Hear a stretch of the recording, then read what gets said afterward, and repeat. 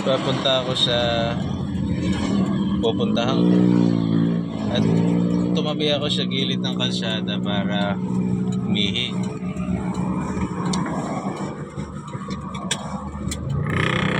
Umihi ako. Tapos habang umihi ako, naisip ko, i-record pa yun. Naisip ko na bakit ba na ang hapdi-hapdi ng labi ko. Naalala ko, kumain pala ako ng binating itlog kagabi. Bali, nagpati ako ng itlog. Tapos nilagyan ko ng chili powder na binigay ng jowa ng kapitbahay ko na Bombay. Napakaanghang pala ng sobrang anghang naman ng chili powder na yun. Kumakain naman ako ng maanghang. Tong tong tong tong tong tong tong tong tong tong tong tong tong. It's a little bit funny, but the baby's out. The feeling is all about the only so high.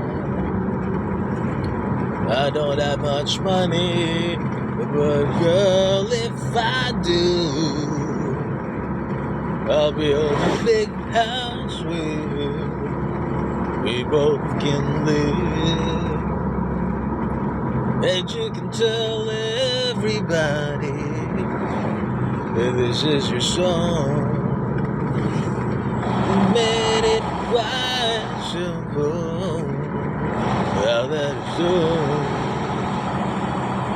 I hope you don't mind.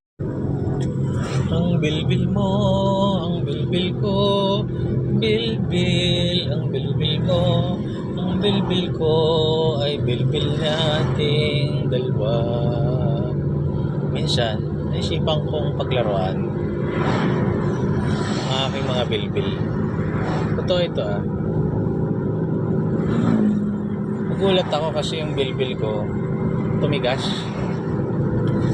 Bilbil pa rin siya, same shape. Pero hindi na siya kagaya nung bata ako na very soft. Parang fluffy cotton. Parang cotton na bilbil gano'n.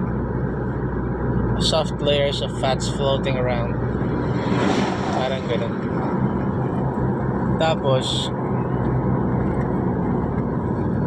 ngayon, nung hinawakan ko yung bilbil ko, nagtataka ako, bakit napakatigas? Napakatigas na naman.